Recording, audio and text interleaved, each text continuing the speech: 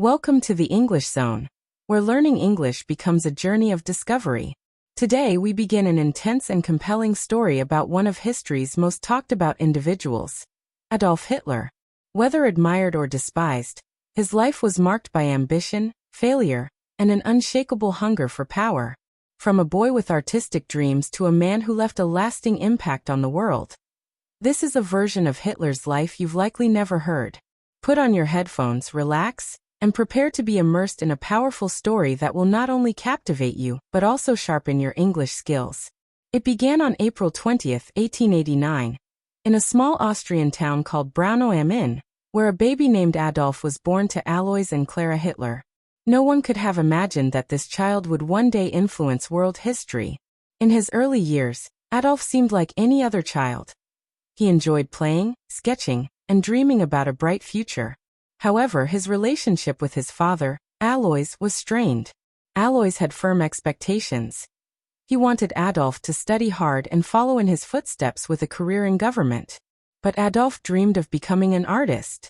His mother, Clara, deeply loved him and supported his ambition, though she couldn't change her husband's mind. Adolf's childhood was filled with tension and arguments at home. Alois often dismissed art as a useless pursuit, while Adolf silently hid his disappointment. When Adolf was just 13, his father died unexpectedly. Some believed he would feel free without his father's control, but the loss left him emotionally scarred. He began skipping school, lost interest in studies, and though his teachers recognized his intelligence, they noted his lack of motivation. His true passion remained in drawing. Eventually, Adolf left for Vienna, Austria's capital, filled with hope. Vienna was known for its art scene, and he believed it was where he would make his mark. He applied to the prestigious Academy of Fine Arts, but when the results came, he was rejected. The school told him his talent wasn't sufficient. Undeterred, he tried again the next year, and was rejected once more. These failures crushed him. With no school, no job, and little money, he ended up living in poor, cramped lodgings and sometimes even on the streets. To survive, he painted postcards to sell to tourists. Life felt increasingly unfair to him.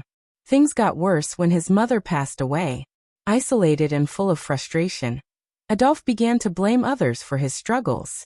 When World War I began in 1914, he saw it as a chance to find purpose. He joined the German army and enjoyed being part of something larger than himself.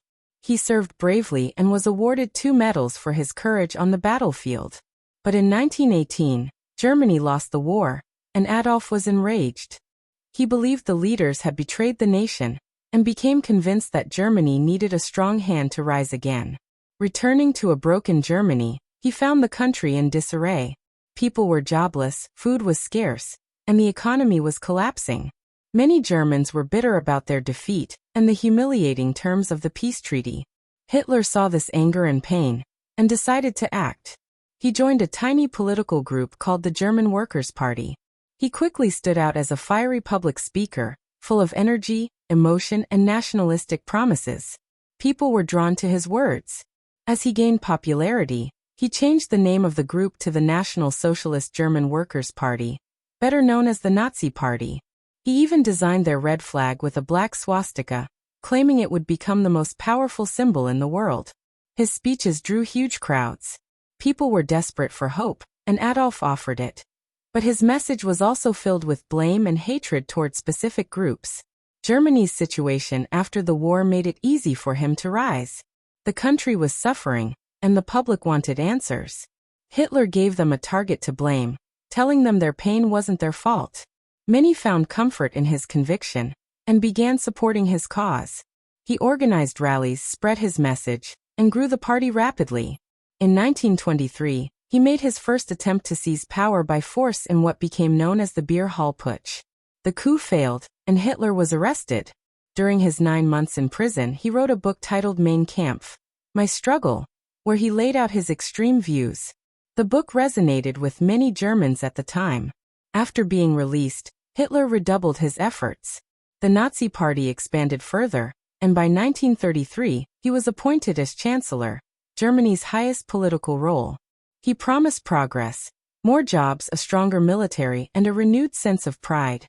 People believed he would restore the nation's greatness, unaware of the dark path he was about to lead them down. Once in power, Hitler moved swiftly.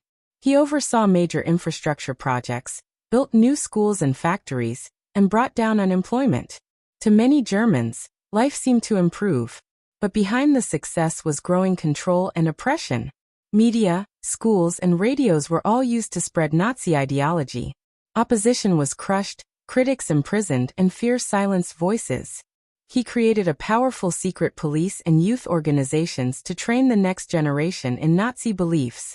His propaganda machine made him appear as a savior. The swastika flag was everywhere, a reminder of his total authority. In 1939, he made his most aggressive move yet by invading Poland. This marked the beginning of World War II, and set in motion one of the darkest chapters in modern history. Hitler's dream of domination had begun, and the world would never be the most powerful country in the world. At first, Adolf's army won many battles. They were strong and well-trained, but as the war went on, things started to go wrong. Adolf had made too many enemies while the war was happening. Adolf was doing something terrible.